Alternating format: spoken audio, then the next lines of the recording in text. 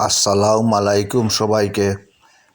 আজ আমরা দেখাবো আপনাদেরকে কোনো ফিড ছাড়াই প্রাকৃতিক খানি দিয়ে আমরা দুটি গরু পালন করিতেছি, যা বড় হলে ঈদের বাজারে বিক্রি করব।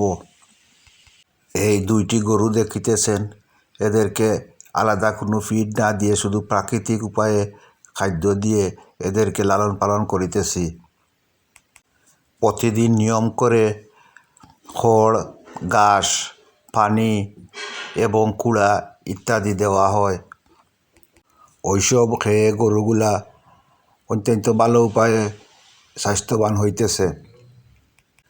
পরিষ্কার পরিচ্ছন্নতা ঠিক রাখলে গরু অসুস্থ হয় না, গরু সুস্থ থাকে এবং ঠিক উপায়ে বেড়ে ওঠে। এই পদ্ধতিতে খরচ অনেক কম লাগে। যারা নতুন করে গরু পালন করতে চান তাদের জন্য এটি একটি খুবই ভালো উপায়। আপনাদের যদি ভিডিওটি ভালো লাগে তাহলে লাইক, কমেন্ট, শেয়ার করতে ভুলবেন না। আমাদের পেজের সাথে থাকবেন। থ্যাংক ইউ সবাই।